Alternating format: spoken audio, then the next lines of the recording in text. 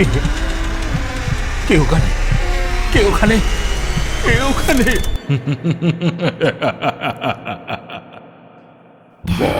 ভুতুরে যেখানে জীবিত সব চরিত্র।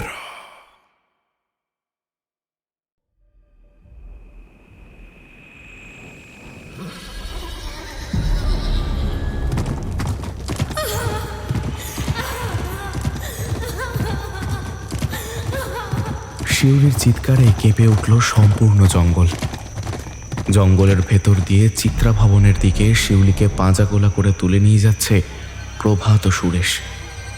দুই বলিষ্ঠ পুরুষের কবল থেকে নিজেকে ছাড়ানোর জন্য ক্রমাগত চেষ্টা করে চলেছে সদ্য বিবাহিতা মেয়েটি।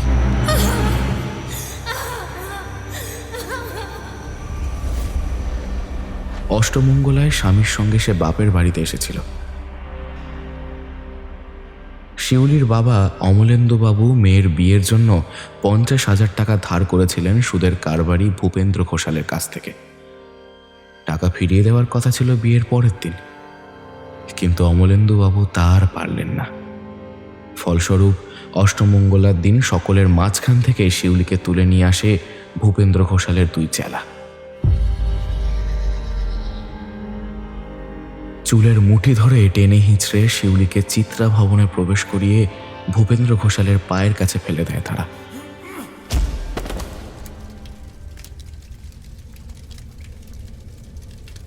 মোটা বেটে খাটো গোফলা লোকটা সেখানেই বসেছিল নিজের শিকারের অপেক্ষায়।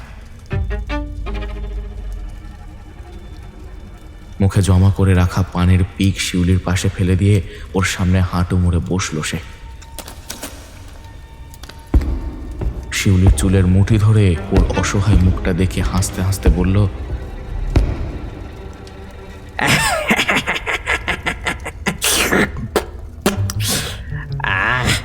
আরে বাস, এ যে মার্কাটারি সুন্দরী রে মাইরি। হ্যাঁ, তোকে যদি আগে দেখতাম না, তাহলে আমি নিজেই তোকে বিয়ে করে নিতাম মাইরি। এই কথা শুনে হেসে উঠল ভূপেন্দ্র দুই সাকরেত। যা যা হয়নি সে নিয়ে ভেবে আর কি লাভ, বরং বরং এখন যা হবে সেটা নিয়ে ভাবি। হ্যাঁ, এখন এখন যা হবে মানে এখন কি হবে?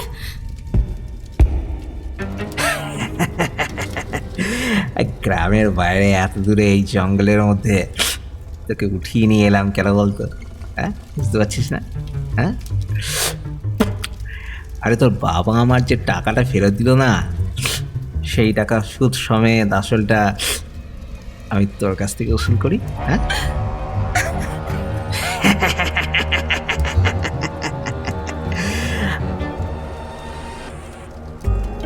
বিশ্বাস করুন, বিশ্বাস করুন, বাবা বাবা টাকা দিয়ে দেবে। আর আর কিছুদিন সময় দিন। আমার আমার আমার এত বড় সর্বনাশ করবেন না।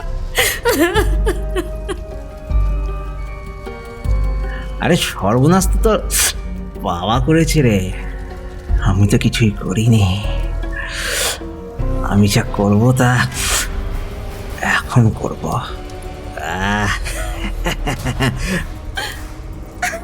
সুরেশ, ধর ওকে, ধর। দানবের মতো চেহারা সহ পৈশাচিক ঘোলাটে দৃষ্টি সম্পন্ন প্রভাত ও সুরেশ শিউলির দুহাত চেপে ধরল। ছটফট করতে করতে শিউলি যন্ত্রণায় কোঁকে উঠল। ভূপেন্দ্র লোলুপ দৃষ্টি নিয়ে এগিয়ে গেল শিউলির দিকে। যত্ন করে রাখা ইজ্জত খুঁজে যাওয়ার আশঙ্কায় শিউলি নিজের চোখ দুটো বন্ধ করে নিল। আর চেঁচিয়েই বা কি লাভ? গ্রাম থেকে এত দূরে এই পোড়ো বাড়িতে আর কেই বা ওকে বাঁচাতে আসবে? ঠিক এমন সময় ঘটল সেই ঘটনা।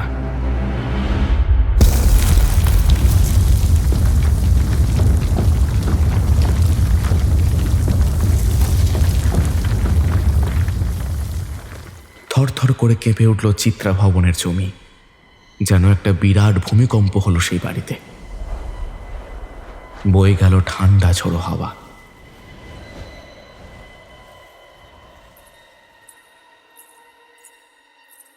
দূর থেকে মৃদু নূপুরের আওয়াজ ভেসে এলো, আর তারই সঙ্গে বাতাসে ভেসে এলো খিলখিল করে মেইলি হাসির শব্দ।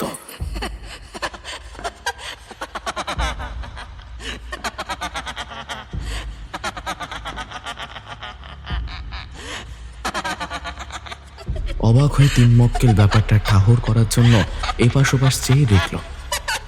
সুরেশ আর প্রভাতের হাত নিজে থেকে আলগা হয়ে এলো। এবার ওদের হাতের মজবুত বন্ধন থেকে আকস্মিক ছাড়া পেয়েই শিউলি এক ছুটে বাড়ির বাইরে বেরিয়ে গেল।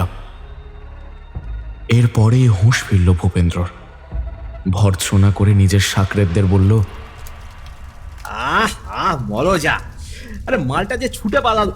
আরে তোদের কি বলবো বলতো, দাঁড়িয়ে দাঁড়িয়ে এখানে। যা যা, দৌড়ো দৌড়ো, পেছনে দৌড়ো, ধর মালটাকে।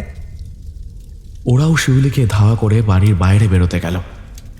আর ঠিক তৎক্ষণাৎ চিত্রা ভবনের বিশাল ভারী দরজা সশব্দে ওদের মুখের সামনে তরাম করে নিজে থেকেই বন্ধ হয়ে গেল।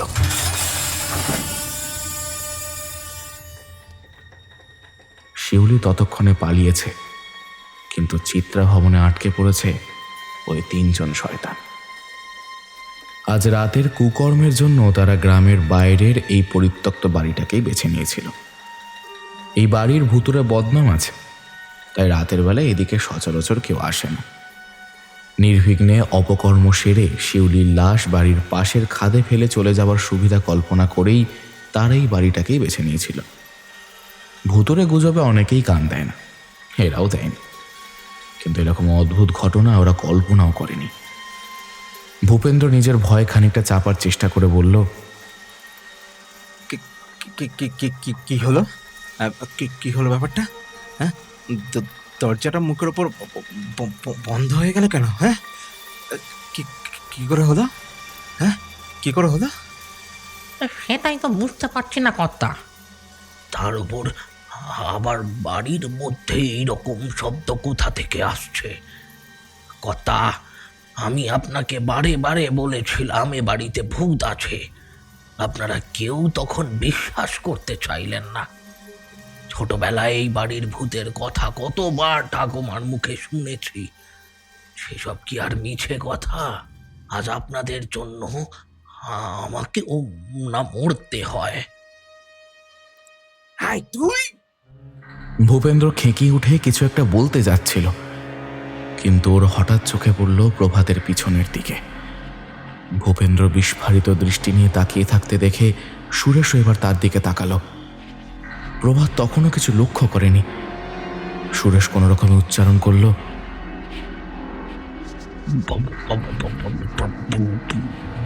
প্রভাত, তোর পিছনে কি? পেছনে কি? ভয় দেখানোর চেষ্টা করছিস?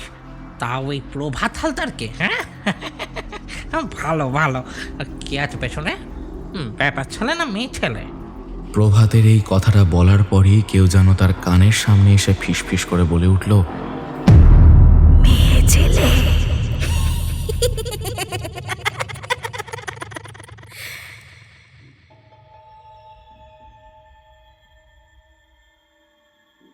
প্রভাতের সর্বাঙ্গে কাঁটা দিয়ে উঠল। সাহস করে সে পিছনে তাকাতে পারল না। এক জোড়া সরু পাতলা আঙুল বিশিষ্ট হাত প্রভাতের গলার কাছে এসে থেমে গেল। তারপর ধীরে ধীরে সেই হালকা হাতের বন্ধন দৃঢ় থেকে দৃঢ়তর হয়ে উঠল। গলা টিপে ধরে প্রভাতকে কেউ যেন মাটি থেকে দুহাত ওপরে তুলে নিয়ে গেল। হাওয়ায় ভাসমান প্রভাতের দুই পা ছটফট করে চলল। অসহায়ভাবে সে তাকিয়ে রইল ওর দুই সঙ্গীর দিকে। ওদের মুখ থেকেও একটা শব্দ পর্যন্ত বেরোলো না। দেখতে দেখতে চোখ কপালে উঠে গেল প্রভাতের। জিভ পেরিয়ে এলো। বন্ধ হলো তার ছটফটানি। প্রভাতের নিথর দেহ ওপর থেকে নিচে ফেলে দিল সেই অশরীরী। স্পষ্ট দেখা যাচ্ছে না সেই নারী মূর্তিকে। তার ঝাঁকড়া চুল আর রক্তবর্ণের চক্ষু জোড়া ছাড়া তার পুরো শরীরই অস্পষ্ট বোধ হচ্ছে।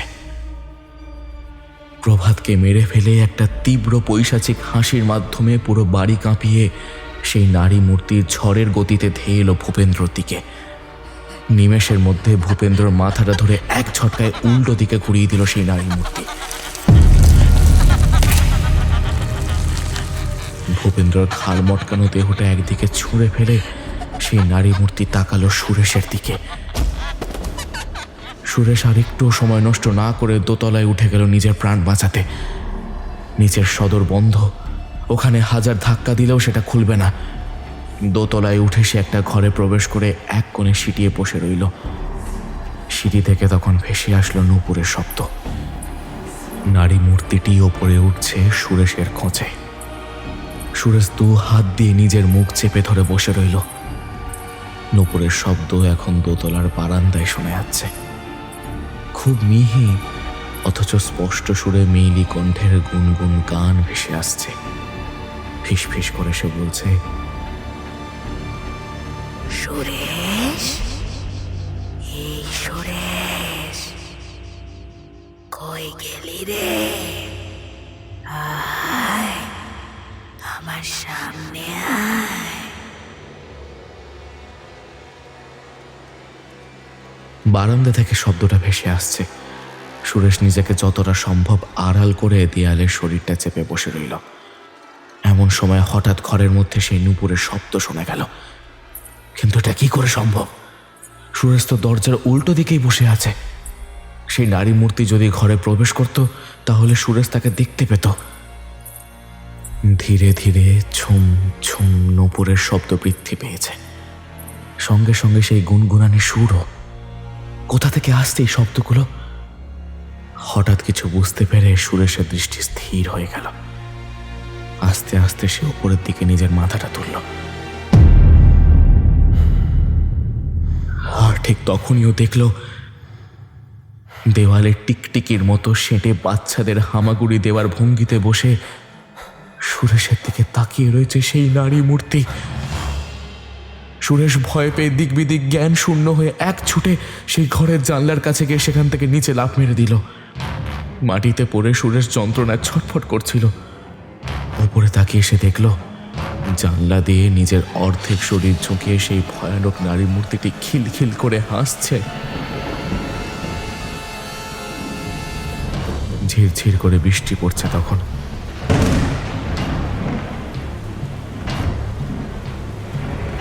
বিদ্যুতের ঝলকে সুরেশ সেই মেয়েটির মুখ দেখতে পেল এবং ধীরে ধীরে ওর চোখের সামনেটা ঝাপসা হয়ে এলো। তারপরে সব অন্ধকার।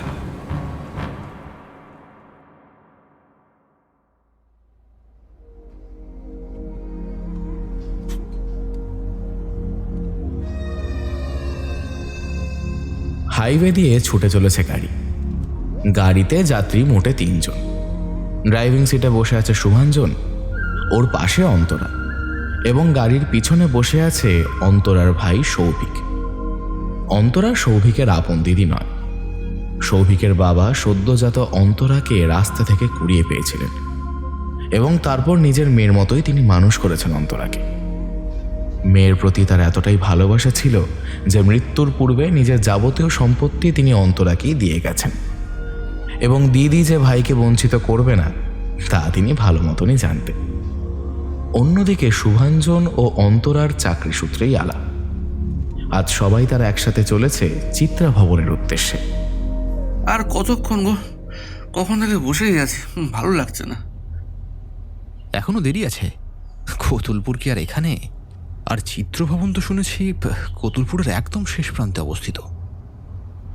দিদি, তুই ওই জায়গাটার খবর পেলি কোত্থেকে রে? না রে, আমি পাইনি, এটা শুভাঞ্জনের আবিষ্কার। শুভাঞ্জন পকেট থেকে একটা কাগজের কাটিং বের করে সৌভিকের হাতে দিল। কয়েকদিন আগে ট্রেন লেট থাকার কারণে শিয়ালদা স্টেশনে বসেছিলাম, বুঝলে। সময় কাটানোর জন্য একটা ম্যাগাজিন কিনে পাতাটা উল্টাতে উল্টাতে এই লেখাটা চোখে পড়ল। সৌভিক কাগজটা খুলে বিড়বিড় করে পড়তে শুরু করলো। কতুলপুরের চিত্রভবন আমাদের বাংলার অন্যতম ভুতুড়ে বাড়ি। জমিদার বীরভদ্র সিংহ রায় এই ভবন তৈরি করেছিলেন কাশীর এক স্বনামধন্য বাইজি চিত্রাঙ্গদার জন্য। শোনা যায় এই চিত্রাদেবী ছিলেন জমিদারের খাস বাইজি। তার নামেই এই বাড়ির নামকরণ করেছিলেন বীরভদ্র। হঠাৎই একদিন চিত্রাদেবী বাড়ি থেকে উধাও হয়ে যান। কোনোভাবেই কেউ আর তার খোঁজ পাননি। জমিদারও মনের দুঃখে সেই ভবন বন্ধ করে দিলেন। কিন্তু কয়েকদিন পর থেকেই সেই বাড়ির মধ্যে কিছু পরিবর্তন লক্ষ্য করা যায়। যেমন বন্ধ বাড়িতে মাঝে মাঝে চলে ওঠে মোমবাতি, বন্ধ জানলা দরজা হাট করে খুলে যায় নিজে থেকেই, শুনতে পাওয়া যায় ঘুঙুরের শব্দ, মিষ্টি গলার গান, জানলার সামনে দাঁড়িয়েও থাকতে দেখা যায় এক নারী মূর্তিকে। জনশ্রুতিতে প্রচার হলো চিত্রা দেবীকে ওই বাড়িতেই হত্যা করে গুম করা হয়েছে। তার জন্যই চিত্রা দেবীর অতৃপ্ত আত্মা ওই বাড়িতে ঘুরে বেড়ায়। জমিদার এই কথা অগ্রাহ্য করলেও নিজে আর কোনোদিনও সেই বাড়িতে আসেননি। ক্রমেই চিত্রা ভবন পরিচর্যার অভাবে ভাঙতে থাকে এবং পরবর্তীকালে পরিণত হয় পোড়ো বাড়িতে। বছর 20 আগে স্থানীয় বাসিন্দা ভূপেন্দ্র ঘোষাল, যিনি পেশায় ছিলেন সুদের কারবারি, এবং তার শাগরেদ প্রভাত হালদারের অস্বাভাবিক মৃতদেহ উদ্ধার করা হয় এই বাড়ি থেকে। জানা যায় আগের দিন ওরা শিউলি দত্ত নামক একজন মেয়েকে বাড়ি থেকে তুলে নিয়ে এসেছিল চিত্রা ভবনে। শিউলি নিজের প্রাণ বাঁচিয়ে পালিয়ে গিয়েছিল, কিন্তু পরের দিন ভূপেন্দ্র ও প্রভাতের মৃতদেহ আবিষ্কার করা হয়। শিউলি দেবী পুলিশদের জানিয়েছেন এই মৃত্যু সম্পর্কে নাকি কিছুই জানেন না, কিন্তু সুরেশ মজুমদার নামক একজন ওই রাতে ভূপেন্দ্র ও প্রভাতের সঙ্গেই ওই বাড়িতে ছিলেন। তিনি জানান কোনো এক অশরীরী প্রেত তাদের হত্যা করতে উদ্যত হয়েছিল সেই রাতে। সুরেশবাবু নিজের প্রাণ বাঁচানোর জন্য দোতলার ঘরের জানলা থেকে ঝাঁপ দিয়ে নিচে পড়ে নিজের প্রাণ বাঁচিয়েছিলেন। পুলিশের ধারণা সুরেশই ভূপেন্দ্র ও প্রভাতকে হত্যা করে এই ভুতুড়ে গল্প ফাঁদছিলেন। এই জন্য কেবল সন্দেহের বশে সুরেশকে কয়েকদিন জেল খাটানো হয়েছিল, কিন্তু প্রমাণের অভাবে তাকে ছেড়ে দিতে হয়। ঘটনার তীব্রতায় বহুদিন যাবৎ ওই জায়গায় আর কেউ যায় না, এমনকি কতুলপুরের বাসিন্দারাও ওই পথ মাড়ায় না। পরবর্তীকালে বীরভদ্রর উত্তরপুরুষ বলরাম সিংহ রায় ওই সম্পত্তি বিক্রি করেন এক নামজাদা চিত্রকর বিজয় চ্যাটার্জিকে। সেই চিত্রকর বাড়ি মেরামত করে সেখানে নিজের স্টুডিও কাম রেসিডেন্স তৈরি করেন, কিন্তু পরে তিনিও সেখানে টিকতে পারেননি। বিজয়বাবু বিস্তারিতভাবে কিছু না জানালেও অনুমান করা যায় তিনিও সেই বাড়িতে অন্য কারোর উপস্থিতি লক্ষ্য করেছেন, তাই প্রত্যেকের মতো তিনিও সেই বাড়ি থেকে নিজেকে আজও দূরে রেখেছেন। এতদূর পড়া শেষ করে সৌভিক হেসে উঠল। দিদি, তুমি কি এই বাড়িতে ভূত দেখতে যাচ্ছিস নাকি? আমাদের বস একটা ইউনিক স্টোরি খুঁজছেন ওই ডকুমেন্টারি শ্যুটের জন্য। উনি এইরকম অভিশপ্ত বাড়ি, খুন খারাপি স্টাইলের স্টোরি খুব পছন্দ করেন। এই প্রজেক্টটা যদি একবার ক্লিক করে যায় তাহলে অন্তরা আর আমার কেরিয়ার একদম সেট। তাই তো কলকাতা ছেড়ে এত দূরে এলাম, আর তোকে সঙ্গে আনতে বললাম ছবি তোলার জন্য। তা আমরা কি এখন ডিরেক্ট চিত্রভবনে যাচ্ছি? না, আমরা প্রথমে যাচ্ছি আরামবাগ, ওখানে বিজয়বাবুর সঙ্গে দেখা করে সোজা উঠবো চিত্রা ভবনে। বিজয়বাবু আমাদের সেখানেই 2 দিন থাকার পারমিশন দিয়েছেন। এছাড়া ওই বাড়িটা সম্পর্কে উনি যতটা জানেন ততটা জানিয়ে আমাদের সাহায্য করবেন বলেছেন। বাকিটা লোকাল লোকেদের কাছ থেকে জেনে 2 দিনের মধ্যে আমাদের কাজটা শেষ করে ফিরে যাব। আরামবাগ পৌঁছে বিজয়বাবুর বাড়ি খুঁজতে খুব একটা সময় লাগলো না ওদের। বিজয়বাবুর যে এই চত্বরে ভালোই প্রতাপ আছে তা এক বাক্যে বলে দিতে হয়। বছর 50-এর এই ভদ্রলোক বেশ মিশুকে হলেও তাকে গায়ে পড়া বলা যায় না। তার শিল্পী সুলভ নমনীয়তার সঙ্গে মিশে আছে এক ধরনের চারিত্রিক কঠিনতা। লম্বা চওড়া ফর্সা গড়নের লোকটার বয়স আন্দাজ 50 বছর। ওদের যথাযথ আপ্যায়ন করে তিনি নিজের বৈঠকে বসালেন। সেই ঘরের দেওয়ালে 20টার বেশি ছবি রয়েছে। যা ভদ্রলোক নিজেই এঁকেছেন। অপূর্ব সেই সব ছবি। অন্তরা নিজেও ছবি আঁকতে খুব ভালোবাসে। ছবিগুলোর সামনে গিয়ে অন্তরা বলল, এই সবই কি আপনার নিজের আঁকা ছবি?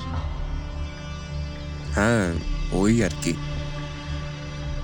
এটা কি আপনার নিজের বাড়ি? এটা আমার বাবার বাড়ি।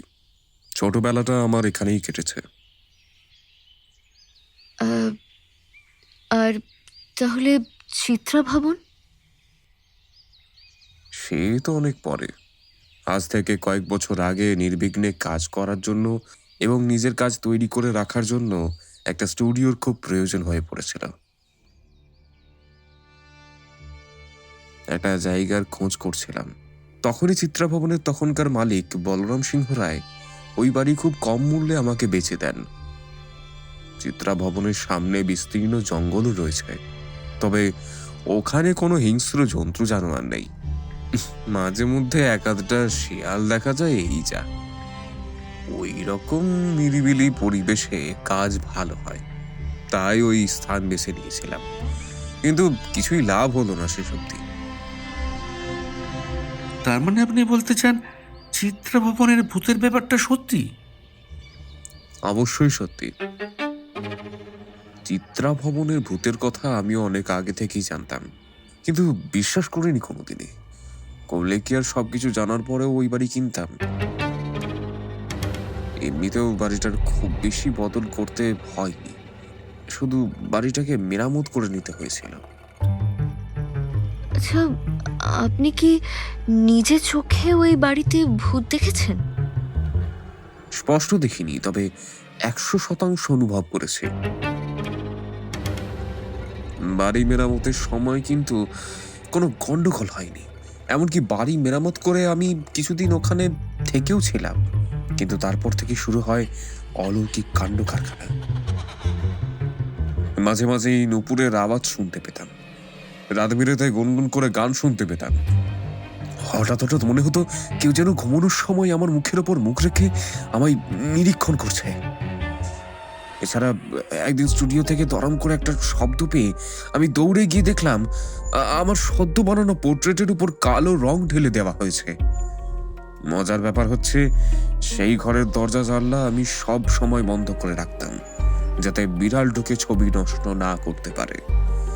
উপরন্তু কালো রংটা ছিল টেবিলের ওপর, আর ক্যানভাস ছিল সেই টেবিল থেকে 5 হাত দূরে।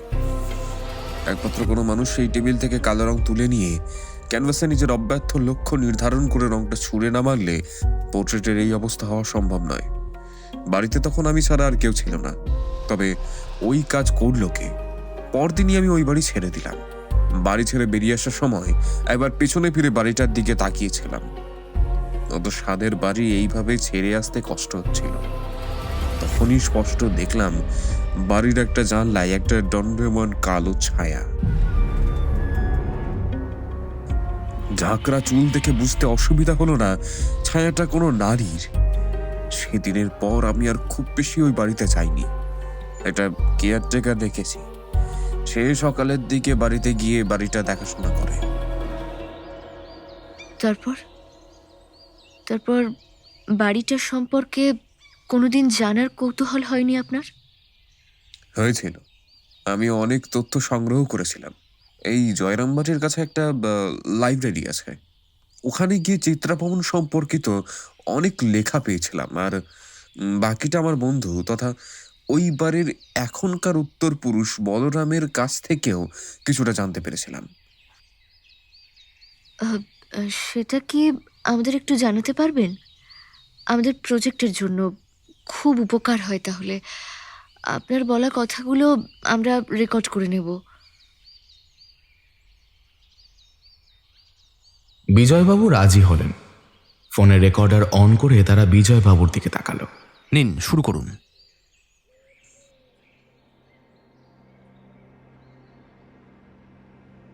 কতুলপুরের সেই সময় দোর্দণ্ড প্রতাপ জমিদার ছিলেন বীরভদ্র সিংহ রায়। বাঘে গরুতে তার নামে এক ঘাটে জল খেত। তার রূপের সঙ্গে স্বয়ং ইন্দ্রের রূপের তুলনা করা হতো। অতি অল্প বয়সেই তার বাবা তার বিবাহ দিয়ে দেন। স্ত্রীর সঙ্গে সেই জন্যই কোনো বনিমনা ছিল না তার। বাপ থাকতে যাও বা সে স্ত্রীর সঙ্গে থাকতো, কিন্তু বাপ মরে যাওয়ার পর স্ত্রীকে তিনি অন্য মহলে থাকার ব্যবস্থা করে দেন। এমন সময় কাশীতে তার এক বন্ধু তাকে নিজের বাড়িতে আমন্ত্রণ জানায়। সেখানে গিয়ে বীরভদ্র একটা মেহফিলে যান এবং সেখানে গিয়ে চিত্রাঙ্গদা নামের এক বাইজির অসাধারণ কণ্ঠের গান শুনে মুগ্ধ হন।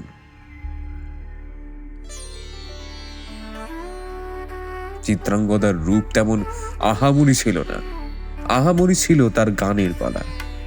কাশী থেকেও দূরে দূরে অতিরিক্ত মূল্য দিয়ে তাকে টেনে নিয়ে যাওয়া হতো তার গলার মাত্র একটা গান শোনার জন্য। বীরভদ্র এই মহিলার প্রেমে পড়েন। কাশীতেই বছর দুয়েক এই মহিলার সঙ্গেই তিনি থাকতেন। তারপর নিজের খাস বাইজি করে তাকে নিয়ে আসেন এই কতুলপুরে। জমিদার বাড়িতে তো আর বাইজি তোলা যায় না, তাই তিনি গ্রামের সীমানা ছাড়িয়ে ওই জঙ্গলের সামনে তৈরি করলেন একটি বাড়ি। সেই বাড়ির নাম দিলেন চিত্রা ভবন। জমিদার বাবু সর্বদাই সেই ভবনেই পড়ে থাকতেন। এই বিষয়ে জানাজানি হতেই বীরভদ্রকে সিংহরায় বংশের কুলাঙ্গার বলে গালমন্দ করা হতো। তবুও বীরভদ্রকে চিত্রাদেবীর কাছ থেকে সরানো গেল না।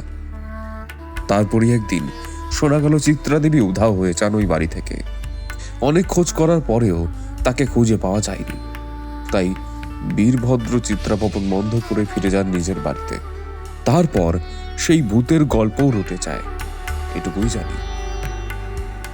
কি বলুন তো, গল্পটা অত্যধিক অসম্পূর্ণ।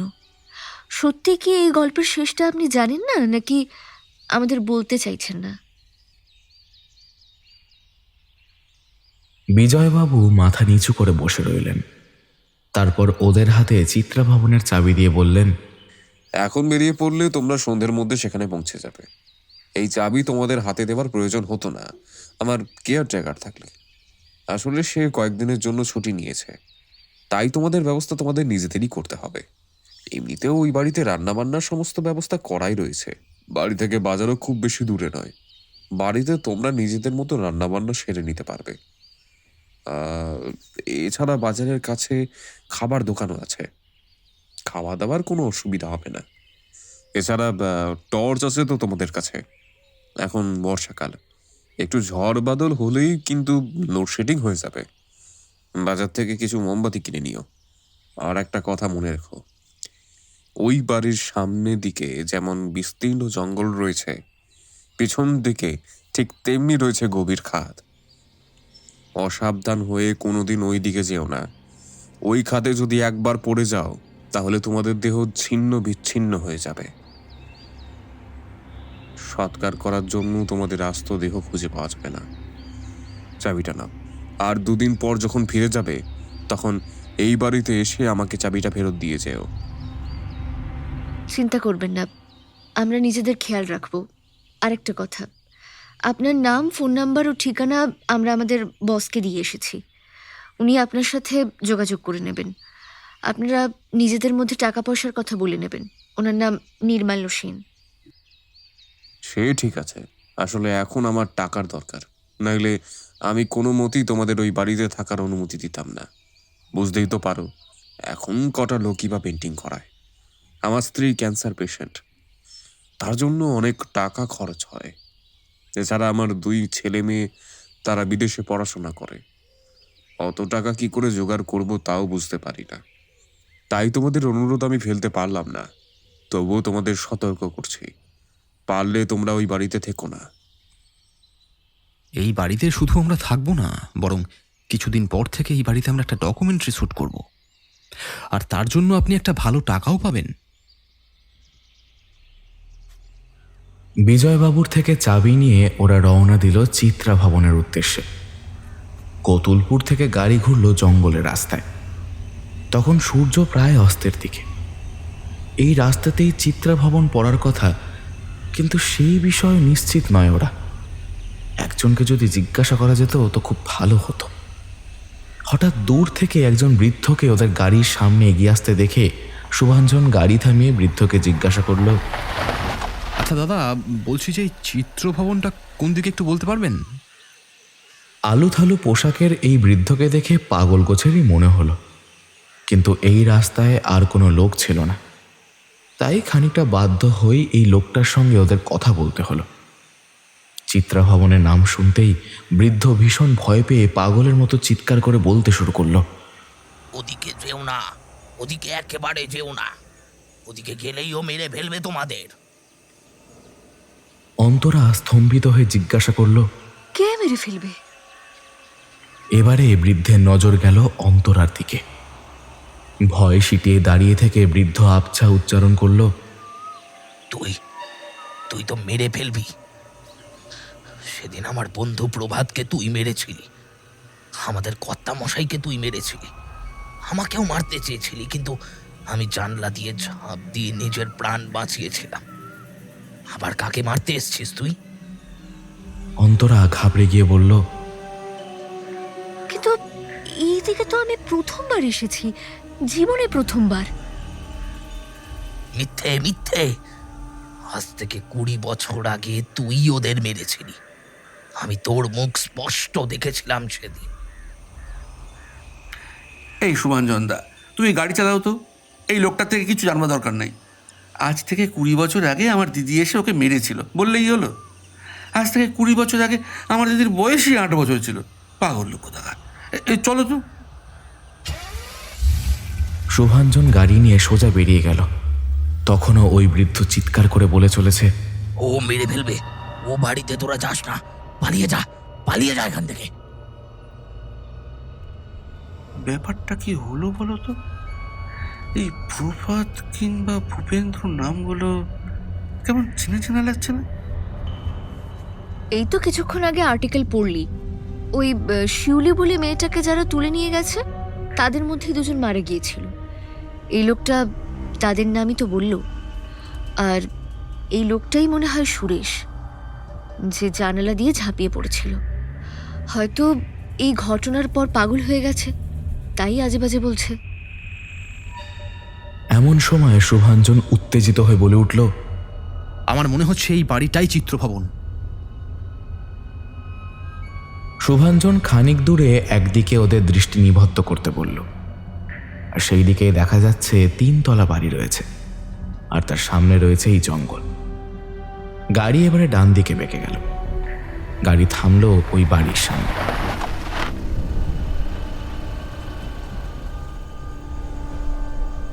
গাড়ি থেকে নেমে শুভাঞ্জন বিজয়বাবুর দেওয়া চাবি নিয়ে সেই বাড়ির সদরে দেওয়া বড় তালায় ঘোরাতেই তালাটা খুলে গেল।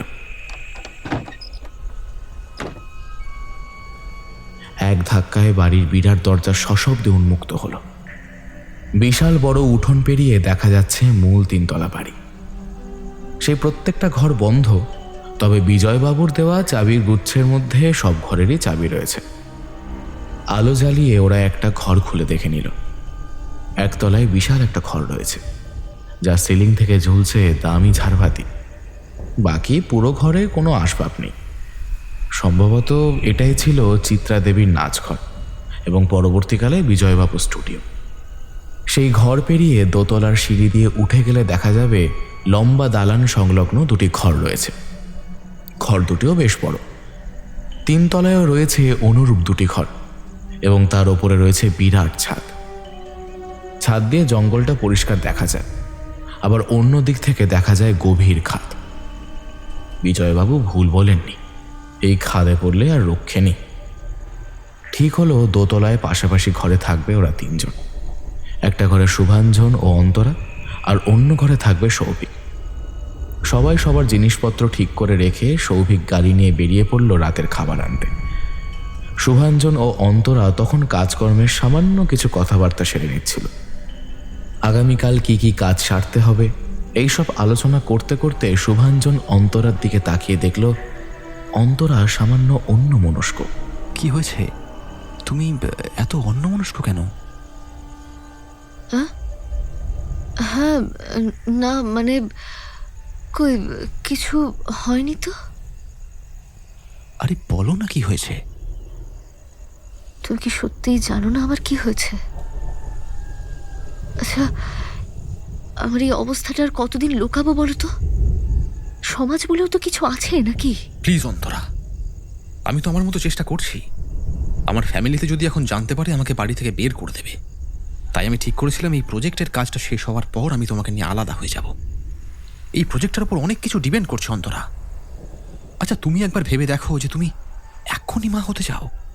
আমি তোমাকে বারবার বলছি যে অ্যাবর্শন। খবরদার, ও কথা তুমি মুখেও এনো না। তুমি যা হোক একটা ব্যবস্থা করো।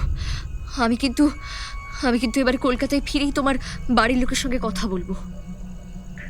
ঠিক আছে, ঠিক আছে, তোমার যা ভালো মনে হয় তাই করো, আমি তোমার সঙ্গে আছি। রাতে তাড়াতাড়ি খাওয়া দাওয়া সেরে বাড়ির সমস্ত জানলা দরজা ভালো করে বন্ধ করে শুয়ে পড়ল ওরা। আজ সারাদিনের পরিশ্রমে সবার ঘুম আসতেও সময় লাগলো না বেশি।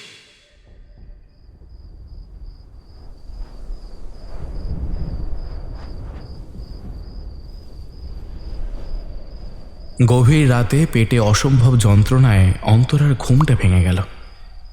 এই যন্ত্রণা কোনো স্বাভাবিক যন্ত্রণা বলে মনে হলো না তার। গা গুলি উঠেছে ওর। এই সময় বমি হওয়াটা অস্বাভাবিক নয়। অন্তরা কোনো মতে উঠে বাথরুমে ঢুকলো।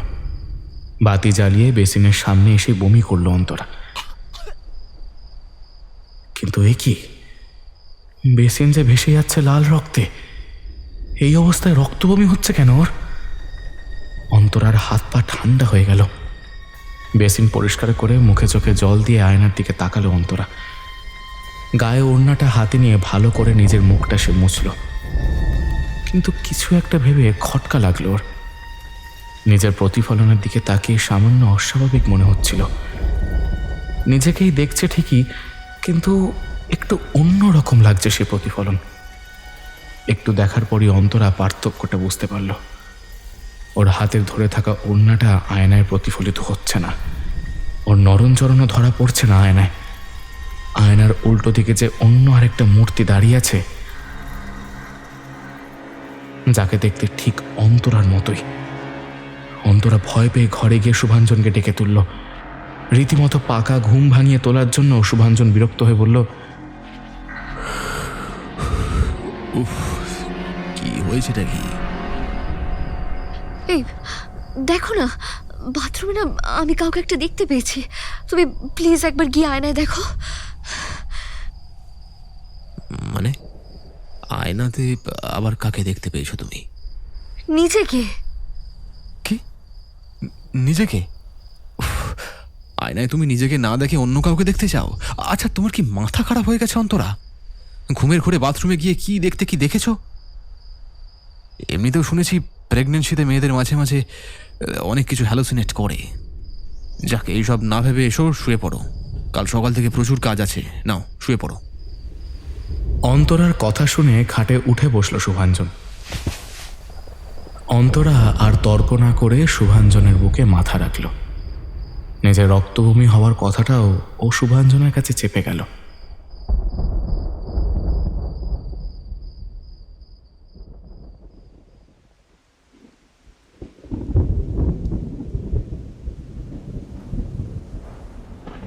পরের দিন সকাল থেকে ঝাঁ চকচকে পরিবেশ যেন একেবারের জন্যই লুপ্ত হলো। ওদের ঘুম ভাঙল প্রবল মেঘের গর্জনে। বাতি জ্বলছে না, যদিও সকালে এতে কোনো অসুবিধা হবে না, কিন্তু রাতের অন্ধকারে যে অসুবিধা হতে পারে। আগের দিন ওরা অনেকগুলো মোমবাতি কিনে এনেছিল এই রক্ষে। বেলা থাকতে থাকতে মোমবাতিগুলো স্ট্যান্ডে সাজিয়ে দিল। অন্তরা এক ফাঁকে বাথরুমে ঢুকে আয়নার সামনে দাঁড়িয়ে নিজেকে দেখল। না, কাল রাতের মতো তো আর কিছুই অস্বাভাবিক লাগলো না তার। এমন সময় সৌভিক চা তৈরি করে অন্তরাকে নিচে ডাকল। একতলার সেই বিরাট ঘরে বসে সামনের উঠোনে ঝমঝম করে বৃষ্টি দেখতে দেখতে চা খাচ্ছিল ওরা।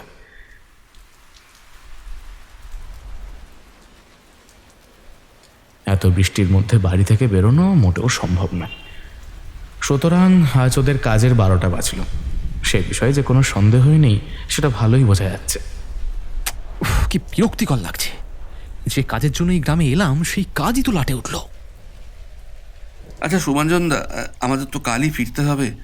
আর যদি আমরা এই বাড়ির সম্পর্কে কোনো ইনফরমেশন না পাই, তাহলে তো আর আমাদের হাতে একটুও সময় থাকবে না। কি আর করা যাবে? যতটুকু জানি ততটুকু তথ্য দিয়ে এই কাজ চালাতে হবে। বাকিটা শ্যুট করতে যখন আসবো তখন জেনে নেব। তাহলে তো আমি বেকার এলাম। আরে বেকার কেন, তুই বরং এই বাড়িটার ছবিগুলো তুলে নে। এখানেই তো চিত্রাদেবী থাকতেন। বিজয়বাবু তো বললেন এই বাড়ির স্ট্রাকচার কিছুই চেঞ্জ করা হয়নি, শুধু মেরামত করতে হয়েছে। বিশেষ করে এই ঘরটা যে নাচঘর সেটা তো বোঝাই যাচ্ছে। সে তো ঠিকই আছে, তবে এখন বরং খিচুড়ি চড়িয়ে দিই। আজ আমি নিজে হাতে তোমাদের রান্না করে খাওয়াবো। দুপুরে খাওয়া দাওয়ার পরও বৃষ্টির বেগ কমল না। সময় কাটানোর জন্য একটা তাসের প্যাকেট এনেছিল সৌভিক, তাই শুভাঞ্জন ও সৌভিক ঘরে বসে তাস খেলছিল। অন্যদিকে অন্তরার শরীর খারাপ লাগছিল বলে সে নিজের ঘরেই শুয়েছিল। এমনি এমনি শুয়ে থাকতে ভালো লাগে না বলে একটা বই বের করে বইটা পড়ছিল সে। চিত হয়ে শুয়ে মুখের ওপর বই তুলে পড়া অন্তরা ছোটবেলার অভ্যেস। বই পড়তে পড়তে অনেকটা সময় কেটে এলো। অন্য ঘর থেকে তখনও ভেসে আসছে সৌভিক আর শুভাঞ্জনের তাস খেলা নিয়ে তর্কাতর্কির শব্দ। ধীরে ধীরে অন্তরার চোখে ঘুম নেমে এলো। এইবারে বইটা বন্ধ করা প্রয়োজন। অন্তরা বইটা বন্ধ করতেই দেখল তার মুখের সামনেই আরো একটি মুখ। সেই বিভৎস মুখ সংলগ্ন শরীর যেন সিলিং দিয়ে ঝুলে অন্তরার দিকেই তাকিয়ে রয়েছে। সেই দৃশ্য দেখে অন্তরার হাত পা স্থির হয়ে গেল, নিঃশ্বাস বন্ধ হয়ে এলো ওর। নিজের মুখের সামনে যে মেয়েটির মুখ সে দেখতে পাচ্ছে তাকে একেবারে ওরই মতো দেখতে। ভয় অন্তরা চোখ বন্ধ করে নিল, আর চোখের পলক ফেলতেই সেই নারী মূর্তি উধাও হয়ে গেল যেন।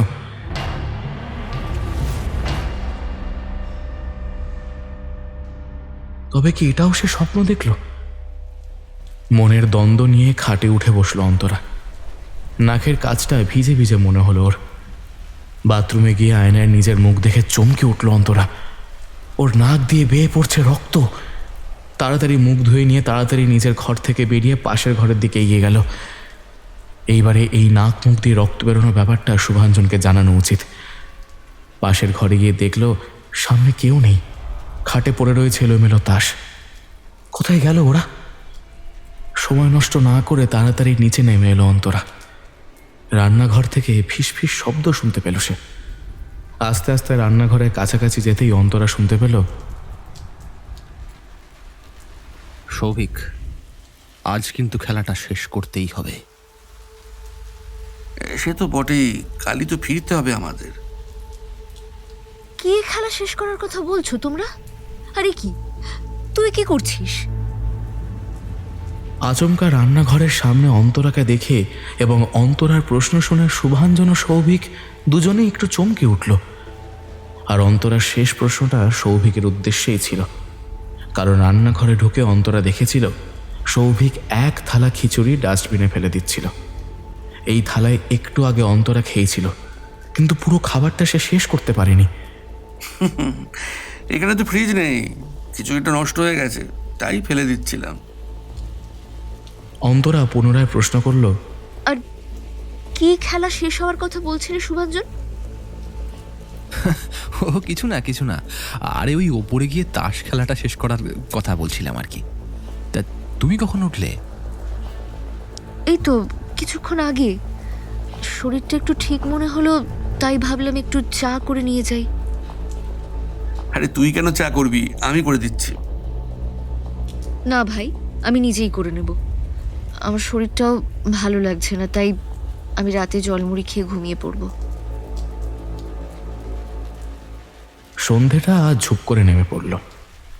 বৃষ্টি কমেনি, উপরন্তু বেড়েছে। পথেও বেশ খানিকটা জল জমেছে। ঘন ঘন বাজ পড়ার শব্দ আর বিদ্যুতের ঝলকানিতে চিত্রা ভবন কেঁপে কেঁপে উঠছে। তাড়াতাড়ি ওরা বাড়িতে মোমবাতিগুলো জ্বালিয়ে নিল। অন্তরার শরীর আজ বেজায় খারাপ লাগছে। কিছুতেই যেন নিজেকে টেনে নিয়ে চলতে পারছে না সে। অথচ নিজের এই শরীর খারাপের বিষয়টা ও কাউকেই বলতে চাইছে না। শুভাঞ্জন নিজে থেকে অন্তরাকে প্রশ্ন করল, তুমি কি একটা ওষুধ খাবে? তোমাকে দেখে এত শুকনো মনে হচ্ছে কেন? আচ্ছা অন্তরা, তুমি কি আমার কাছ থেকে কিছু লুকোচ্ছ? তোমার শরীর ঠিক আছে তো? অন্তরা সেই কথার কোনো উত্তর দিল না, বরং পাল্টা প্রশ্ন করল সে, তুমি কি আমার থেকে কিছু লুকোচ্ছ? আমি? কি যে বলো, আমি আবার কি লুকোবো? না, আমার মনে হলো। তুমি একটু বিশ্রাম নাও, আমি একটু সৌভিকের সঙ্গে বসবো। রাত্রিবেলা আজ একাই শুতে হলো অন্তরাকে। এরই মধ্যে আরো 2 বার রক্তবমি হয়েছে ওর, অথচ ও সেই কথা কাউকে জানালো না। শরীরের এই অবস্থায় কি শরীরের মধ্যে থাকা নিরীহ প্রাণটা বাঁচবে? এমতো অবস্থায় শুয়ে পড়াই সব থেকে বেশি কার্যকর বলে অন্তরা আর সময় নষ্ট না করে তখনই শুয়ে পড়ল।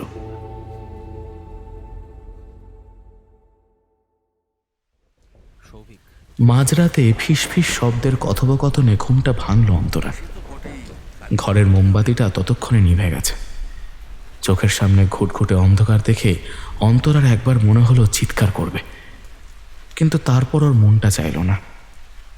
চোখ অন্ধকারে সামান্য সয়ে গেলে আস্তে আস্তে খাট থেকে নামল অন্তরা। বৃষ্টির ঝমঝম শব্দে সেই ফিসফিসানি কথোপকথন মাঝে মধ্যেই ঢাকা পড়ে যাচ্ছে। তবুও শব্দগুলো যে পাশের ঘর থেকেই ভেসে আসছে সেই বিষয়ে কোনো সন্দেহ নেই। পাশের ঘরে দরজাটা আলগা করে বন্ধ করা আছে। সেই দরজায় অন্তরা কান পেতে শুনল। ঘরের ভিতরে সৌভিক ও শুভাঞ্জন একে অপরের সঙ্গে কিছু কথাবার্তা বলছে। এই মেয়েটা যদি আবর্ষণটা করিয়ে নিতে চাইতো তাহলে আজকে আমাদের এই ছক্কি পথে হতো না। তোমার দিদি একটু বেশি জেদি।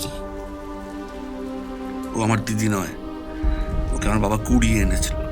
শুধু তাই নয়, মেয়ের প্রতি অন্ধ ভালোবাসায় নিজের সমস্ত সম্পত্তি মেয়ের নামে করে দিয়ে মরেছে ওই বুড়ো। এখন দিদির কথাই আমাকে উঠতে বসতে হচ্ছে। দিদি আমায় টাকা দেবে, তবে আমি খরচা করব। কেন? বাবাটা তো আমার, রক্তের সম্পর্ক তো আমার সঙ্গে ছিল। তাহলে ওই কুড়িয়ে পাওয়া মেয়ে ছেলেটার উপর এত দরদ কিসের আমার বাবার? সে তো বটেই, কিন্তু তার জন্য মানুষটাকে মেরে দেওয়া উচিত হবে। সেই তো, তা তো বলবেই। যে ওষুধ তুমি জোগাড় করে এনেছো, যেটা আমি দুবেলা করে ওর খাবারে মিশিয়ে ওকে খাওয়াচ্ছি, সেই ওষুধে তো শুধু মিসক্যারেজ হতে পারে, কিন্তু ও প্রাণে মরবে না। এতে তোমার লাভ হতে পারে, কিন্তু আমার লাভটা কি? আমার সম্পত্তি আমার চাই, আর তার জন্য ওকে আমায় মারতে হবে। তবে আজ ওর মুড়ি জলে একটু বেশি করে ওষুধ দিয়েছি। এতক্ষণে ও হয়তো বেহুশ হয়েও গেছে। এখনই ওকে তুলে নিয়ে আমাদের বাড়ির বাইরে নিয়ে যেতে হবে। খাট তো বেশি দূরে নয়, সেখানে গিয়ে ওপর থেকে ফেলে দিলেই হলো। বিজয়বাবু কি বললেন শুনলে না? ওই কাঁধে পড়লে সৎকার করার জন্য আস্ত দেহ পাওয়া যাবে না। তারপর আমরা কি বলবো সবাইকে? কি আবার বলবো? দিদির যে সবকিছুতে অতিরিক্ত বাড়াবাড়ি, সেটা তো সবাই জানে। বলবো বৃষ্টির মধ্যে বাড়ির আশেপাশে ঘুরে দেখতে গিয়েছিল, তারপর আর বাড়িতে ফেরেনি, হয়তো খাদে পড়ে গেছে।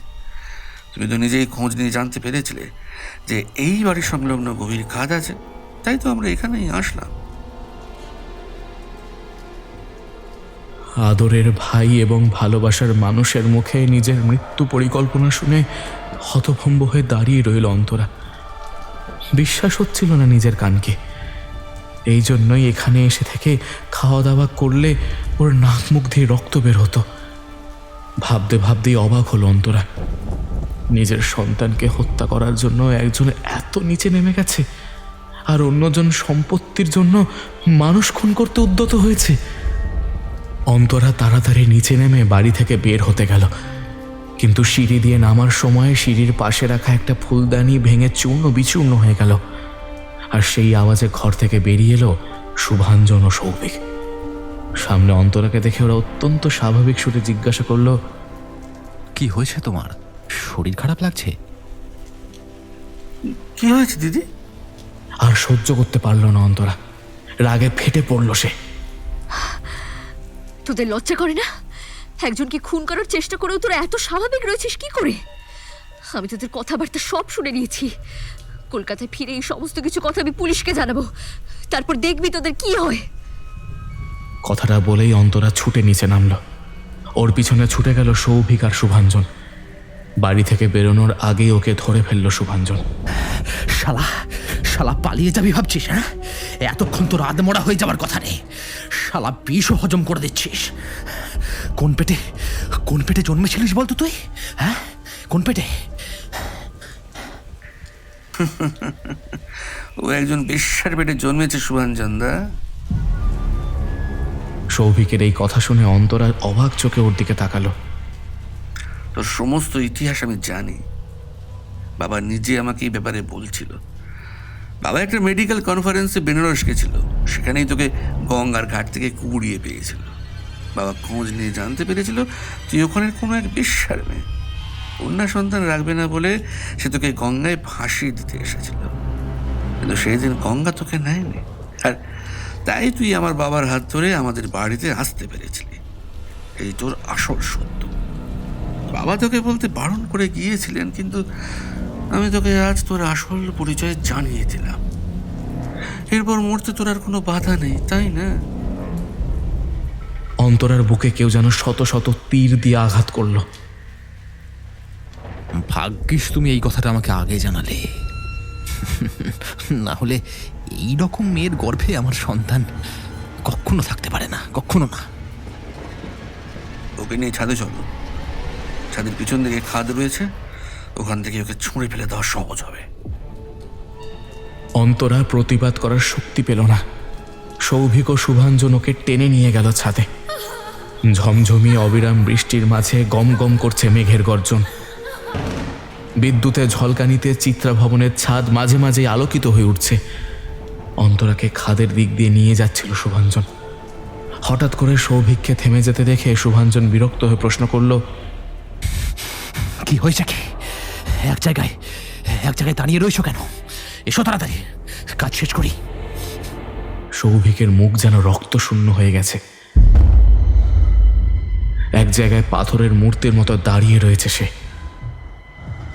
আস্তে আস্তে মাথাটা নিচু করে নিজের পায়ের দিকে দেখল সৌভিক। ওর দৃষ্টি অনুসরণ করে শুভাঞ্জন ও অন্তরা দুজনেই সেই দিকে তাকিয়ে দেখল। সৌভিকের দু পা আঁকড়ে ধরে বসে আছে একটি অস্পষ্ট ছায়ামূর্তি। সেই ছায়ামূর্তি আস্তে আস্তে সৌভিকের দেহে ভর করে উঠে দাঁড়ালো। সৌভিক তখনও পাথরের মতো দাঁড়িয়ে রয়েছে। ফিস ফিস করে সেই ছায়ামূর্তির ভেতর থেকে বেরিয়ে এলো একটা অদ্ভুত হাসির শব্দ।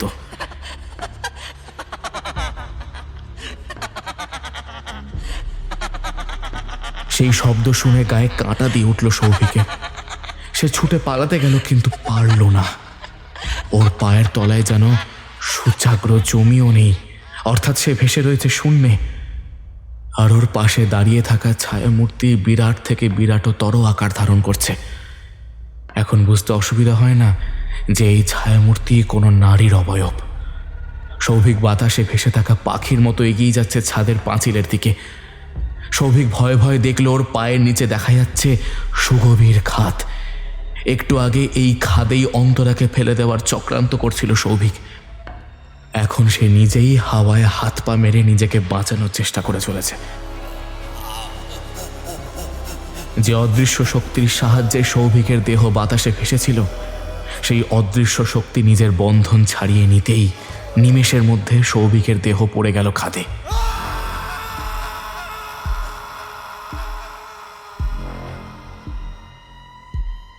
সৌভিকের মরণ চিৎকার বাতাসে মিলিয়ে যেতেই সেই ভয়ানক নারী মূর্তি তাকালো শুভাঞ্জনের দিকে। শুভাঞ্জন অন্তরাকে ছেড়ে ছাদ থেকে বেরিয়ে দরজা টেনে বন্ধ করে দিল। অন্তরা অসহায়ভাবে সেই ভয়াবহ বর্ষণমুখর রাতে সেই অশরীরীর সামনে দাঁড়িয়ে থাকতে থাকতে নিজের জ্ঞান হারালো। অন্যদিকে নিচে নেমে এলো শুভাঞ্জন।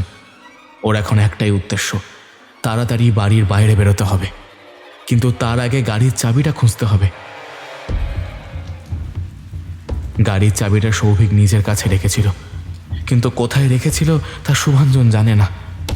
সৌভিকের ঘরে গিয়ে মোমবাতির আলো এসে তন্ন তন্ন করে গাড়ির চাবি খুঁজতে লাগলো। আর হঠাৎই ওই ঘরের জ্বলে থাকা মোমবাতিগুলো কেঁপে উঠল যেন। ঘরের জানলা দরজা সমস্ত বন্ধ, তা সত্ত্বেও সেই আলোগুলো কাঁপলো কি করে? শুভাঞ্জন গাড়ির চাবি খুঁজতে ব্যস্ত, আর ঠিক সেই সময় কেউ যেন ফু দিয়ে নিভিয়ে দিল ঘরের সমস্ত মোমবাতিগুলো। ঘরের তিন দিকে থাকা তিনটে মোমবাতি একসাথে নিভে যেতেই ঘরটা অন্ধকারাচ্ছন্ন হয়ে গেল। শুভাঞ্জন চোখে কিচ্ছু দেখতে পাচ্ছিল না। গলা শুকিয়ে কাঠ হয়ে এলো। দেওয়াল পিঠ দিয়ে দাঁড়িয়ে রইল শুভাঞ্জন। হঠাৎ সেই ঘরের মধ্যে থেকে ভেসে এলো নূপুরের শব্দ।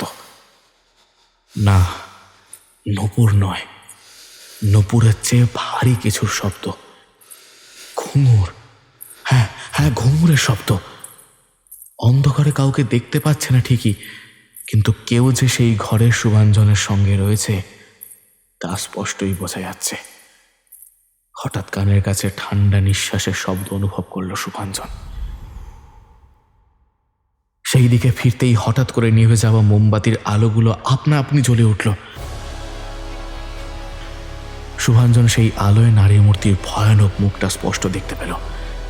সেই নারী মূর্তি শুভাঞ্জনের গলা টিপে ধরে বোতলের ছিপি ঘুরিয়ে খোলার মতো ওর মাথাটা ধরেও ঘুরিয়ে দিল। মর্মর শব্দে শুভাঞ্জনের ঘাড় মোটকে যাবার শব্দ হলো এবং ওর প্রাণহীন দেহটা ধূপ করে মাটিতে পড়ে গেল। সেই সঙ্গে হাওয়ায় মিলিয়ে গেল সেই নারী মূর্তির অবয়ব।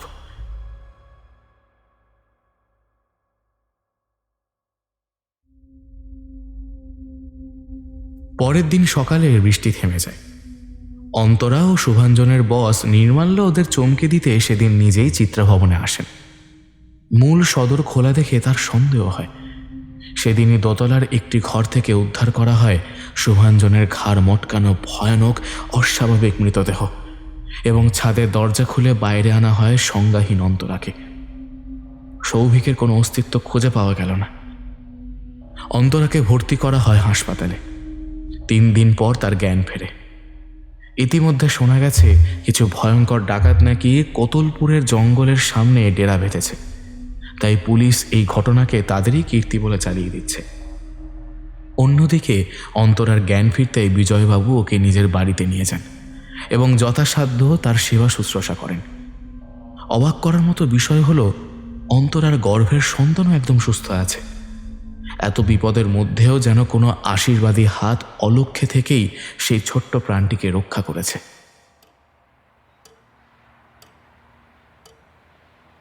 বুধবার। অন্তরা এখন অনেকটাই সুস্থ।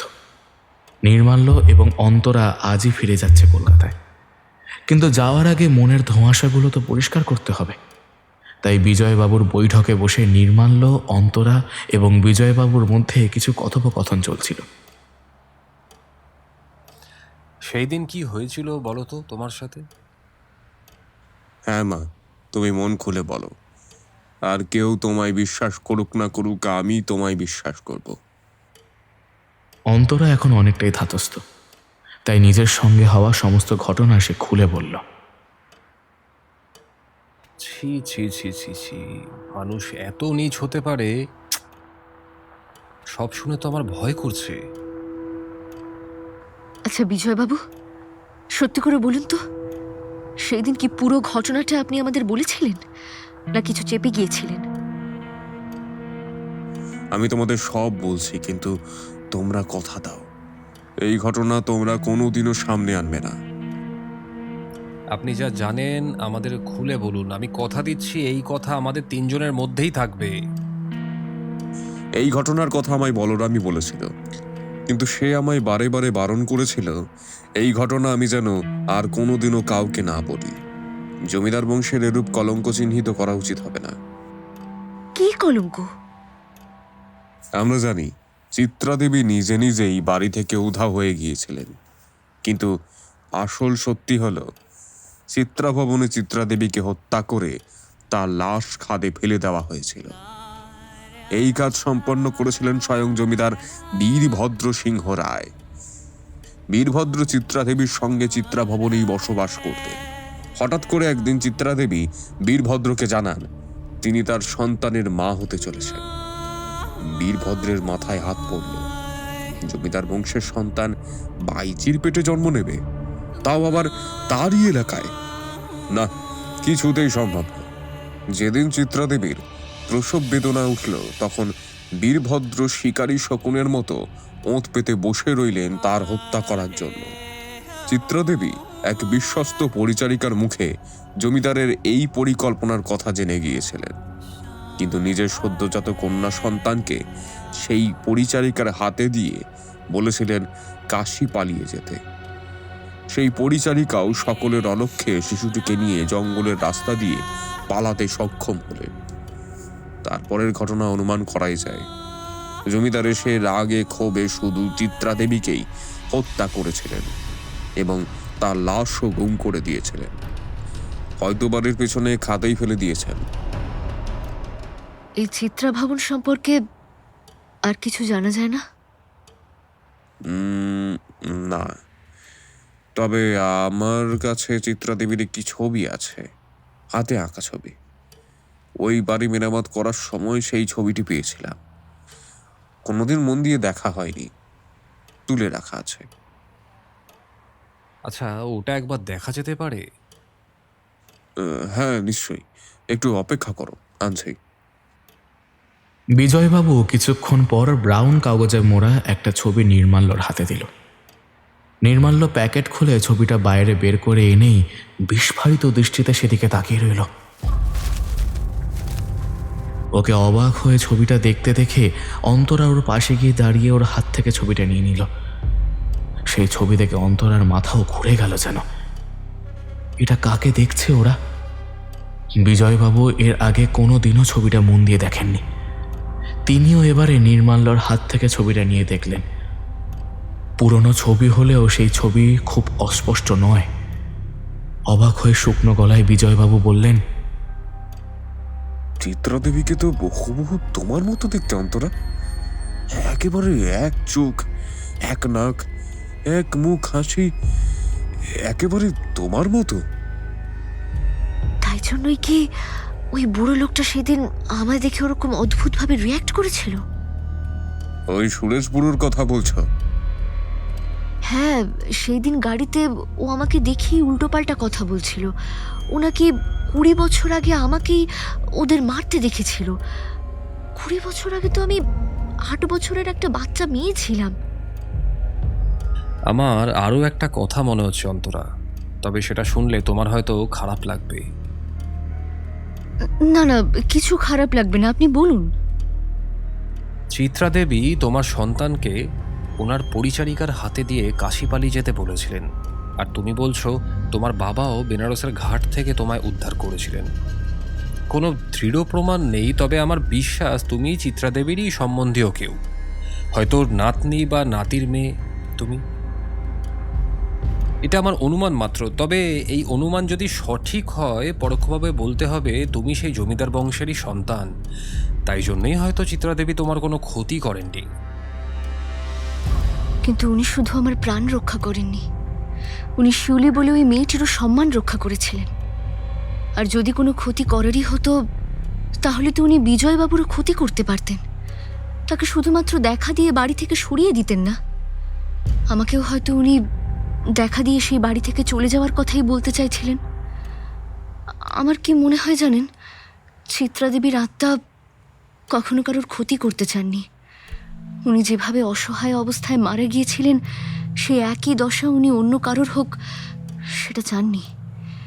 তাই জন্যই বোধহয় আমাকে এবং শিউলিকে উদ্ধার করেছিলেন। এমনকি আমার গর্ভের এই সন্তানও একেবারে সুস্থ রয়েছে। চিত্রা দেবীর আত্মা যদি সত্যিই পৈশাচিক হতো তাহলে কি আমরা একজনও বেঁচে থাকতাম? যদি তাই হয় তাহলে সুরেশ বলে লোকটাও তো খারাপ ছিল, সে কি করে বেঁচে গেল? আপনি আর্টিকেলটা ভালো করে পড়ে দেখবেন।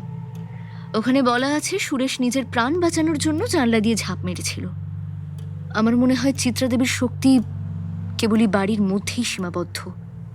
সেই বাড়িতেই আজও তার শিকড় আটকে রয়েছে।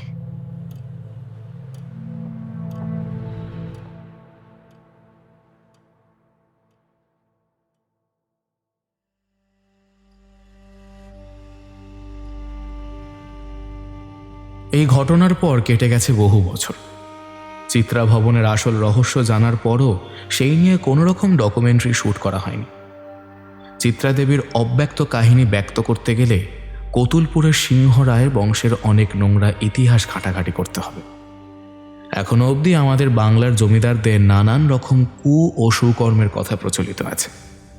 এর মধ্যে একটা কেলেঙ্কারির কথা মানুষ না জানলে এমন কিছু মহাভারত অশুদ্ধ হবে না।